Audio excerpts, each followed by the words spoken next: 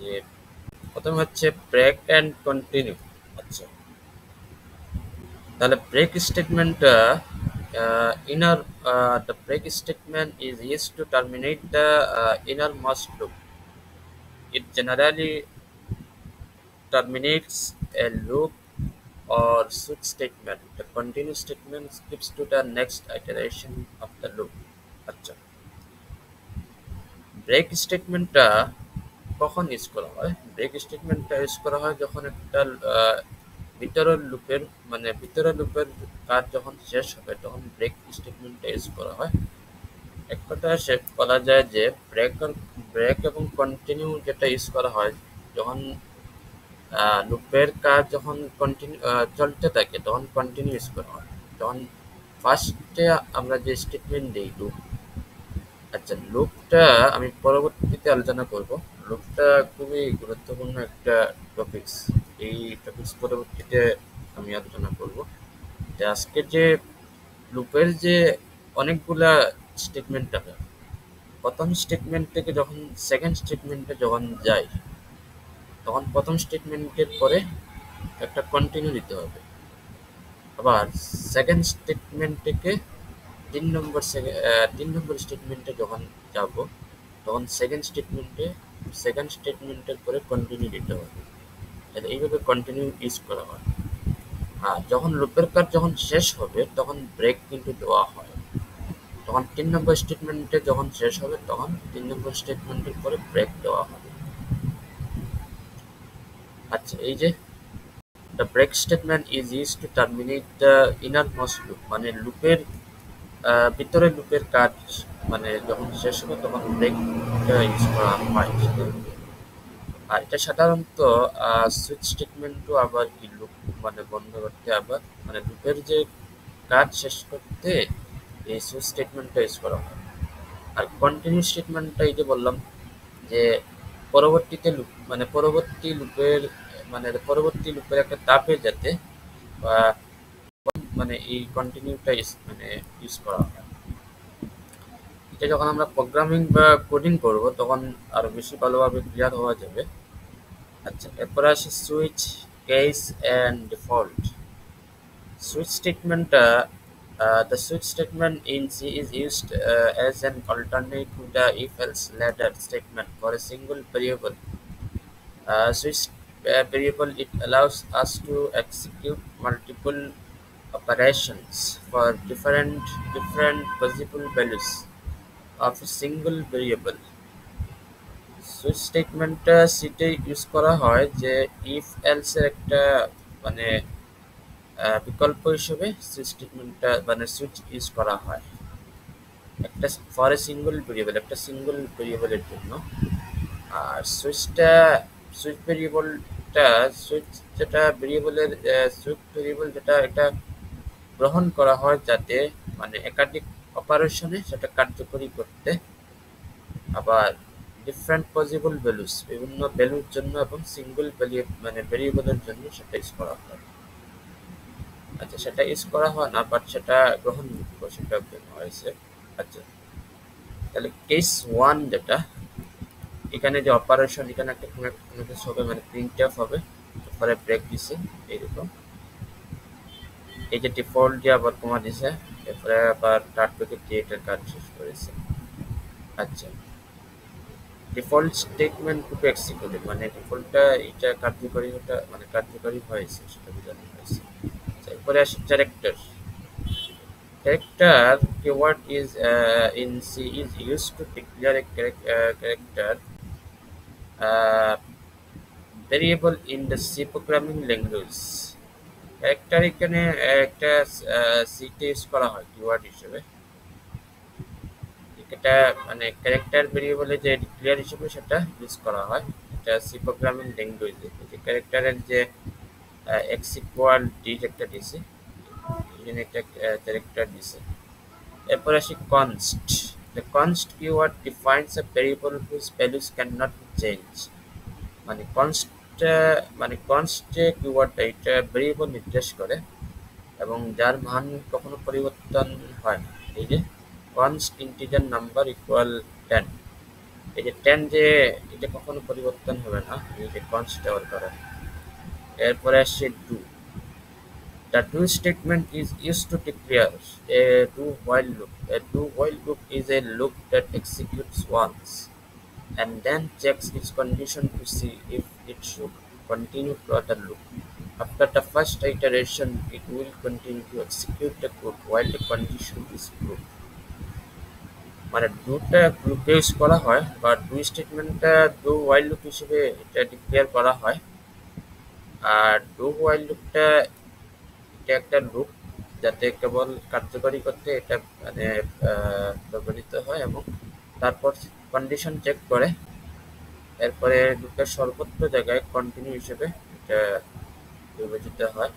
After the first iteration, প্রথম আইটারেশনে যখন মানে কন্ডিশন সত্য হবে মানে কোডটা কার্যকরিত হতে থাকবে। এরপর আসছে ডাবল এন্ড ফ্লট। ডাবল এন্ড ফ্লট হচ্ছে যে ডাবল এন্ড ফ্লট পূর্ববর্তী ভিডিওতে আলোচনা করেছিলাম। ডাবল ফ্লট দুইটাই কিন্তু সিমিলার। ডাবলের মানে এটা মেজর পার্থক্য হচ্ছে যে ডাবল এবং ফ্লটের ডাবলটা হচ্ছে 15 ডেসিমেল ডিজিটস আর ফ্লটস হচ্ছে 7। আচ্ছা এই যে 97.5 এটার জন্য ফ্লট বসছে। এই যে 97.5 এটা একটা ডেসিমেল নাম্বার, এই ডেসিমেল নাম্বারের কারণে ফ্লট বসছে। আচ্ছা এরপরে আসি if else condition. If else statement the if else statement is used to make decisions where if a condition is true then it will execute a block of code. If it is not true else then it will execute a different block of code. আচ্ছা if else statement একটা এক্সাম্পলে খুব ভালোভাবে বোঝানো যাবে যে এই যে if একটা আচ্ছা ইফ স্টেটমেন্টটা একটা ডিসিশন তৈরি করার জন্য ইফ এলস স্টেটমেন্টটা ইউজ করা হয় বা সিদ্ধান্ত তৈরি করার জন্য। তখন কন্ডিশন যখন সত্য হবে তখন এটা কার্যকারিতা হবে, আর যখন সত্য হবে না তখন এলস ইউজ করা হয়, সেটা বোঝানো হয়েছে। আচ্ছা এই যে ইফ মার্কস, এখানে যে দুইটা ইকুয়াল চিহ্ন প্রোগ্রামিং বা কোডিংকে আমরা দুইটা ইকুয়াল চিহ্ন বলতে মানে ইকুয়াল চিহ্ন বলতে দুইটা ইকুয়াল চিহ্ন দেই, এই জন্য দুইটা ইকুয়াল চিহ্ন দিয়েছে। Marks equal 97। আচ্ছা এই যে 97 একটা মানে এটা কিন্তু কন্ডিশন সত্য, এই জন্য ইফ বসাইছে। আর এখানে একটা প্রিন্টএফ হবে কোনো কিছু, আর যখন এই কন্ডিশন যখন সত্য হবে না বা অন্যতা যখন এলস ইউজ করছে মানে মার্কস মানে মার্কস কিন্তু 97 না, তখন এলস ইউজ করছে, কন্ডিশন সত্য না। আচ্ছা এরপরে আছে Enam. The enum keyword used to declare an enum support enumeration. An enum is user-defined data type which holds a list of user-defined integer constants. By default, the value of each constant is its index starting at 0, though this can be changed. You can declare an object of an enum and can see its value to one of the constants you declared before. আচ্ছা এই যে এনাম যে কিওয়ার্ডটা এটা ব্যবহার করা হয় বা এনাম একটা ডিক্লেয়ার হিসেবে ইউজ করা হয়, এটা মূলত শর্ট মিনিংটা হচ্ছে মানে গণনার জন্য। এনাম ইজ ইউজার, এটা একটা ইউজার ডিফাইন্ড ডাটা টাইপ এবং এটা একটা ইউজার ডিফাইন্ড ইন্টিজার একটা লিস্টে রাখা হয় কনস্ট্যান্ট হিসেবে। আর এটার প্রত্যেকটা কনস্ট্যান্টটা ইন্ডেক্সটা শুরু হয় 0 থেকে, যদিও সেটা পরিবর্তন হতে পারে। ইউ ক্যান ডিক্লেয়ার এটা ডিক্লেয়ার হতে পারে বিভিন্ন উদ্দেশ্যে এবং এটা ভ্যালুটা এটা কনস্ট্যান্ট হিসেবে ধরা হয়। এরপর আসি extern. The extern keyword is used to declare a variable or a function that has an external linkage outside of the file declaration. আচ্ছা এক্সটার্ন কিওয়ার্ডটা মানে ভেরিয়েবল ডিক্লেয়ার হিসেবে ইউজ করা হয় or a ফাংশনে that has an external linkage মানে বহিরাগত, এটা সংযোগ দেওয়া হয় আউটসাইড, সেটা ফাইল ডিক্লারেশনে সেটা মানে সংযোগ দেওয়া হয়। আচ্ছা, এরপরে আসে for. For keyword is used to declare a for loop. Uh, a for loop is a loop that is specific to run a certain amount of times. Below is the C program to demonstrate a for loop. আচ্ছা, এটা কোনো কিছু না, but এই যে the for keyword is used to declare a for loop. এই for loopটা এটা একটা keyword। এটা for loop declare করতে এই ফরটা ইউজ করা হয়, এই for keywordটা ইউজ করা হয়। এবং এই যে ফর লুপটা এটা একটা লুপ, যাতে একটা নির্দিষ্ট সময়ের পরিমাপ করতে সেটা ইউজ করা হয়। যেমন একটা এক্সাম্পল হচ্ছে, যেমন 1 থেকে 10 এই সংখ্যা পর্যন্ত লুপ চলতে থাকবে, বা এই 1 থেকে 10 পর্যন্ত সংখ্যা মানে কন্ডিশন চেক করবে, 1 এর পরে 2, মানে 1 থেকে 10 পর্যন্ত লুপ চলতে থাকবে।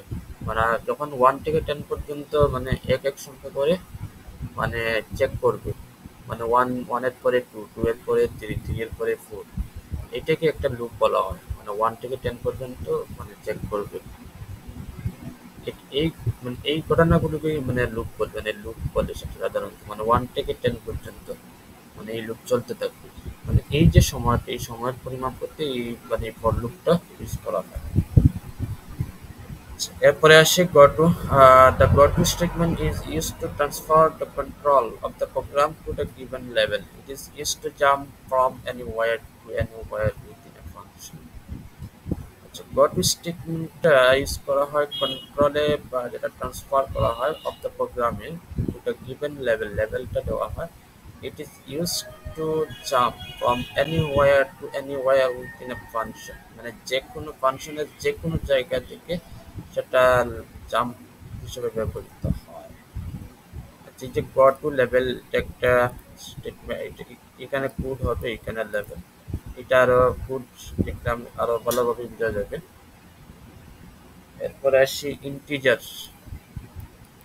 Integer keyword is used in a type declaration to give a variable an integer type in C. The integer variable must have a range at +32768 to +32767. আচ্ছা, কিওয়ার্ডটা টাইপ ডিক্লারেশন করতে এই ইন্টিজারটা ইউজ করা হয়। ইন্টিজারটা এই যে আমরা যখন ইন্টিজার নাম্বার কোনো একটা ভ্যালু দেই, তখন ইন্টিজার ফরম্যাট হিসেবে ইউজ করা হয়। এই যে ইন্টিজার x ইকুয়াল 10, এই যে 10 একটা নাম্বার, এই নাম্বার এই জন্য ইন্টিজার ইউজ করা হয়েছে। এরপর আছে short, long, sign and unsign. Different data types also have different ranges up to which they can store numbers. These ranges may vary from compiler to compiler. আচ্ছা, different data type কিছু আছে, যেমন এগুলার রেঞ্জও বিভিন্ন। আচ্ছা, এই যে চার্ট একটা, এই যে চারটা বেশি খুবই গুরুত্বপূর্ণ। যেমন এটা একটা ডাটা টাইপ শর্ট ইন্টিজার, এটা মেমোরি বাইটস হচ্ছে 2 বাইটস। আচ্ছা, আর এই যে এটা একটা রেঞ্জ দিছে, আর স্পেসিফিক ফরম্যাট এটা খুব বেশি ইম্পর্টেন্ট, এটা কোডে ইউজ করা হয়। এই যে পার্সেন্টেজ দেওয়া লাগে এইচটি। আর এখানে যে ডিড একটা দিছে, এই যে ডিড একটা, এই যে ডিড একটা, এটা হচ্ছে ইন্টিজারের কারণে দিয়ে দিছে। আনসাইন শর্ট ইন্টিজার, এটা পার্সেন্টেজ এইচ, ইউ মানে আনসাইন, এইচ তো মানে হচ্ছে মানে শর্টের কারণে সেটা এইচ দিছে। এরপরে আনসাইন ইন্টিজার সেটা হচ্ছে 4 বাইট। লং, আচ্ছা লং ইন্টিজার সেটা হচ্ছে 4 বাইটস, সেটা হচ্ছে 4 বাইটস। সেটা রেঞ্জ দেওয়া আছে, এবং তার স্পেসিফিক ফরম্যাট স্পেসিফায়ার সেটা হচ্ছে পার্সেন্টেজ এল ডি, পার্সেন্টেজ দেওয়া লাগবে, এবং এল হচ্ছে লং, আর ডি দেওয়া মানে হচ্ছে ইন্টিজার হওয়ার কারণে, ইন্টিজারের কারণে ডি হয়, মানে ডি বসছে। আনসাইন্ড লং ইন্টিজার, এটা পার্সেন্টেজ এল, এল মানে লং, ইউ মানে আনসাইন্ড, লং ইন্টিজার মানে 8 বাইটস। রেঞ্জ দেওয়া আছে পার্সেন্টেজ এল মানে লং, এল মানে আবার লং, মানে লং লং, আর ডি হচ্ছে ইন্টিজার। এরপরে আনসাইন্ড লং লং ইন্টিজার। এই যে পার্সেন্টেজ দুটা এল মানে লং লং আর ই মানে আনসাইন্ড, সেটার মেমোরি বাইট হচ্ছে 8। আচ্ছা, এরপরে সাইন ক্যারেক্টার সেটা 1 মেমোরি বাইটস, তার রেঞ্জ দেওয়া আছে -128 টু 127। সেটা ফরম্যাট স্পেসিফায়ার হচ্ছে পার্সেন্টেজ সি। আনসাইন্ড ক্যারেক্টার 1 সেটা percentage c, long double 16 bytes, percentage LF. আচ্ছা, এরপরে আসি return. Return statement returns a value to where a function was call. রিটার্নটা একটা স্টেটমেন্ট যেটা ফাংশনের মধ্যে সেটা ফাংশনকে কল করা হয়, মানে রিটার্নের যে ভ্যালু যেভাবে ফাংশনকে কল করা হয়, যেমন রিটার্ন এক্স। আচ্ছা, এরপরে হচ্ছে size of is a keyword that gets the size of an expression, variables, arrays, pointer. Size অফটা সাধারণত অ্যারেতে ব্যবহৃত হয় এবং এই সাইজ অফটা এটা একটা কিওয়ার্ড। এটা মানে সাইজে প্রকাশ করতে সেটা সাইজ অফ ইউজ করা হয়, সেটা ভেরিয়েবলস, অ্যারেস, পয়েন্টার এইসব। এই যে সাইজ অফ ক্যারেক্টার মানে ক্যারেক্টারে যে মানে বিভিন্ন সাইজ অফ বসছে, ইন্টিজারের সাইজ করতে জন্য সাইজ অফ বসছে প্লট এরকম। এরপর আছে register. Register variables tell the compiler to store variables in the CPU register instead of memory. Frequently used variables are kept in the CPU registers for faster access.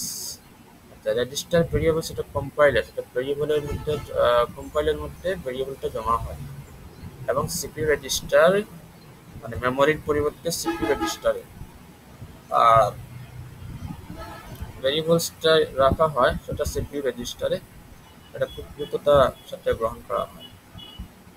এই যে register character C equal S দিছে, static টিক। The static keyword is used to create static variables. The static variable is not limited by scope and can be used throughout the program. Its value is preserved even after its scope. আচ্ছা, static keyword মানে এটা static variable যেটা বানানো হয়, এবং static variable কোনো limit নাই এবং এটা প্রোগ্রামের সর্বত্র জায়গায় সেটা মানে ব্যবহৃত হতে পারে এবং এটার ভ্যালুটা সংরক্ষিত হয়। এই যে স্ট্যাটিক ইন্টিজার নাম্বার দিচ্ছে, মানে স্ট্রাকচার। আচ্ছা, the structure keyword in C programming language use to declare a structure, মানে স্ট্রাকচার ডিক্লেয়ার করতে স্ট্রাক্ট কিওয়ার্ডটা সি প্রোগ্রামিং ল্যাঙ্গুয়েজে ইউজ করা হয়। A structure is a list of variable, মানে ভেরিয়েবলের লিস্ট হচ্ছে structure. They can be of different data types. তারা different data types হতে পারে, which are grouped together under data type.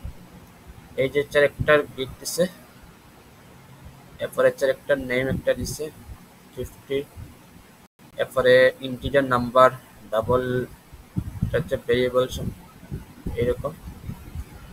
আচ্ছা, এরপরে আছে টাইপ ডিএফ মানে type definition. Type definition keyword in C programming language is used to define a data type with a new name in the program. Type definition keyword is used to make our code more readable. আচ্ছা, type definition কিওয়ার্ডটা C programming ল্যাঙ্গুয়েজে use করা হয়, সেটা data type মানে নির্দেশ করতে সেটা ইউজ করা হয় এবং প্রোগ্রামে নতুন নামে।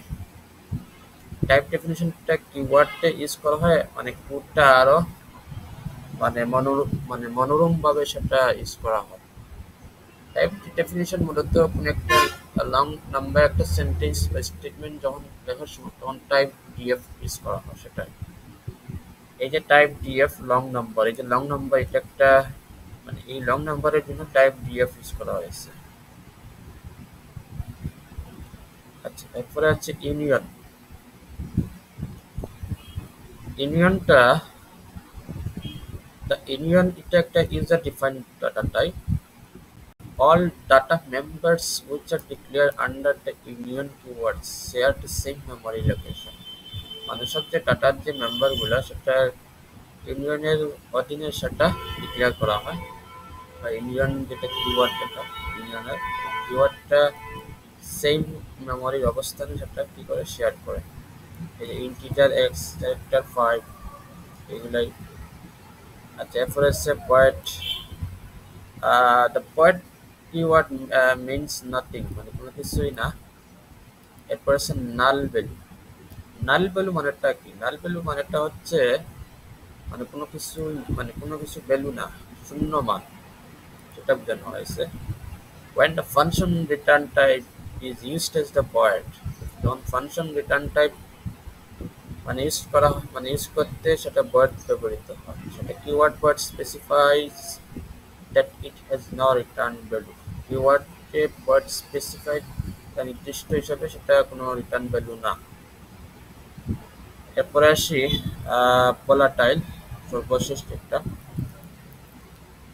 ভোলাটাইল একটা কিওয়ার্ড সেটা ভোলাটাইল একটা অবজেক্ট হিসেবে সেটা ব্যবহৃত হয় an object বানাতে সেটা ইউজ করা হয় objects which are declared volatile are omitted from optimization as their values can be changed by code outside the scope of the current code at any point in time আচ্ছা এই যে optimisation